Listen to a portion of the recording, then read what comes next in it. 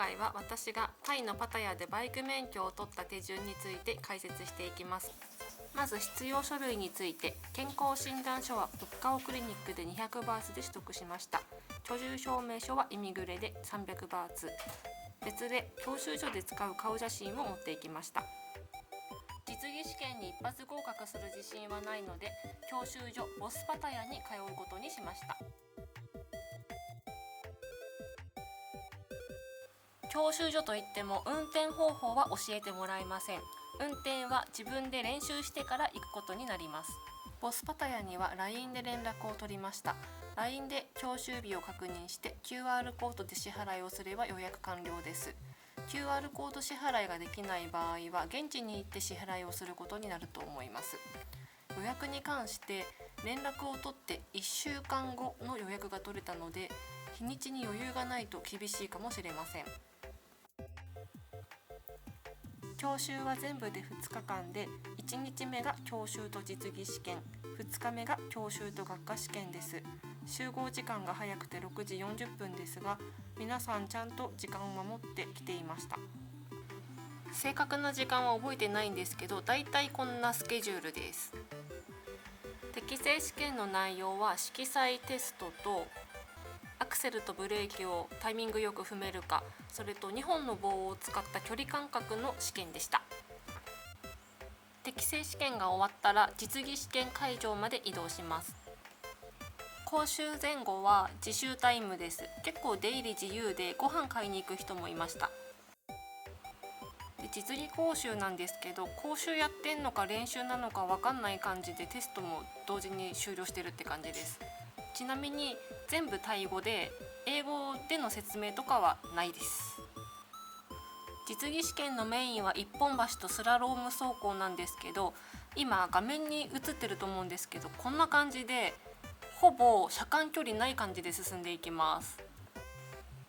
30メートルぐらいの一本橋は10秒ぐらいかけて通過していきます。みんなだいたい3回ぐらいで合格してました。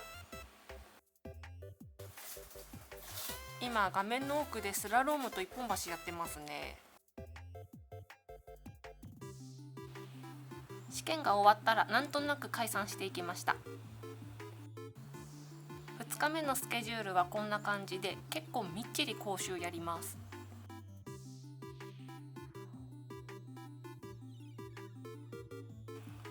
学科試験は日本語では受けられなくて、基本タイ語か英語になると思います。私はもちろん英語を選択しました。教習所を予約した時点で繰り返し勉強できる URL をもらっていたので、そこでもう教習に通う前から試験勉強が繰り返しやってました。その URL では日本語で勉強することもできるんですけど、試験本番は英語になるので、私は勉強もずっと英語でやってました。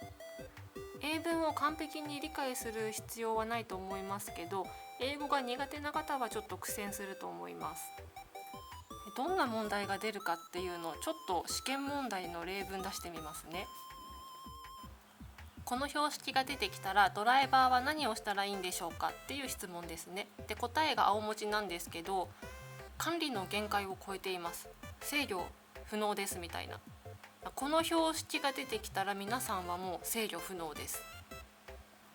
で、そんなわけないのでちょっと調べてみたところ、おそらくこっから先は制限区域外だよみたいな意味なんだと思います。多分ね、分かりません正確には。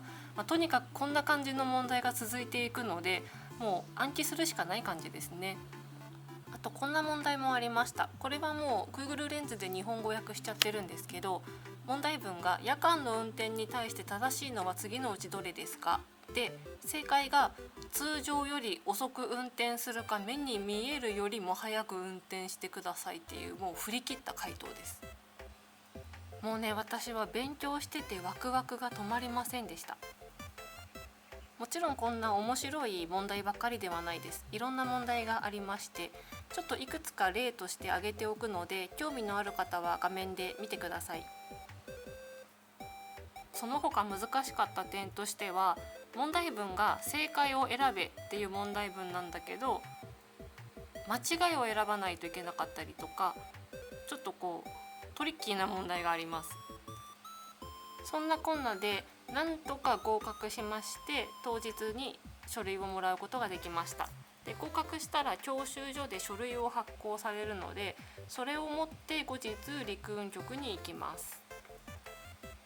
陸運局の手続きは画面に出ている通りです。簡単に説明しますと、陸運局でまず予約に直接行かないといけないです。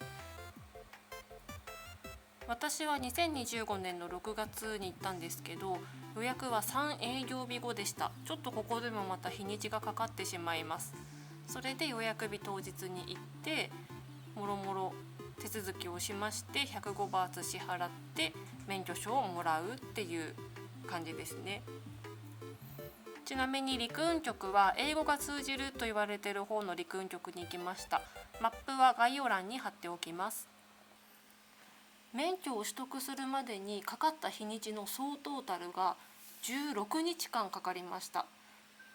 書類集めに1日、教習所を予約して試験に合格するまでで9日間、陸運局に予約に行って実際に免許をもらうまでに6日間で合計の16日間です。旅行ついでに取得しようと思われている方は、例えばボスパタヤの予約と QR コードでの支払いを日本にいる間に済ませることができれば、少し時間を短縮できるかもしれません。注意事項としては、教習所の試験に落ちちゃうとまた再試験になるので日にちがかかってしまいます。教習所の方に聞いたところ、実際6ヶ月間は試験に落ちても何回でも受けられると聞きました。タイ人の人も日本人の人も何回か受けてる方いらっしゃるみたいです。追加料金多分かからないんですけど、その点はお問い合わせいただいた方がいいと思います。また、免許を取得するまでにかかった総トータルの費用は1605バーツです。内訳は健康診断書に200バーツ、居住証明書が300バーツ、教習所の料金が1000バーツで、陸運局で105バーツの手数料なので合計で1605バーツです。以上がパタヤで免許を取得した私の体験談でした。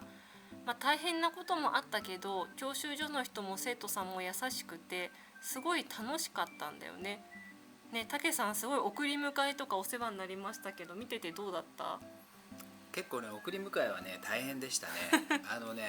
やっぱりパタヤの中心地からだいたい20キロぐらいあるんですよね。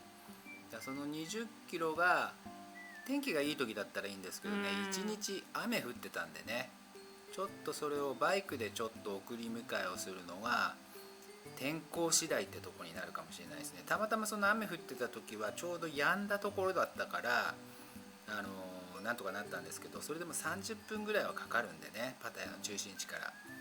だからそこだけ天気をよく見といた方がいいですよね、行く時はね。そうだよね。トータルで16日間かかったって話なんだけど、天候に左右されるとこは絶対あるよね。そう。それで朝も早いから、結構ね、朝早く起きなきゃいけなくて、やっぱもう7時になるとね、もうタイの方たち集合してたからね、だから遅れることはできないよね。あとそのタイの方々は礼儀として教習所に行ったりとか陸運局に行くときは結構ちゃんとした服装をするんだよね。そう、ちゃんとズボンは履いてましたね、そういえば。みんな可愛い絵柄はついてるんだけど、ちゃんと襟がついた半袖のワイシャツにズボンとちゃんとした靴って感じでしたね。そうだね。こんな感じですかね。でもとにかく免許が取れてよかったです、タイにいる間に。本当だよね。おめでとうございますありがとうございます。お世話になりました。これで限定解除と同じだからね、日本でいうところのね、ハーレーでも乗れるね。私ハーレー乗れちゃうんだ。運転できるかどうかは別としてハーレー乗れるよ。本当？乗れるだけは乗れんだね。夢見るのは自由だからね。そうだね。やったね。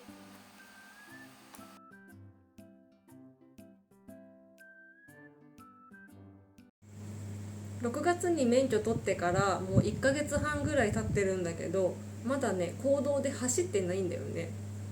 お前乗ったじゃん。免許取って。そうだ、免許もらった時に1回乗ったじゃん免許取った日にちょっと走ったね。ね。でも全然こう車が来てないすっごい空いてる道路を1回だけ走ったの思い出した。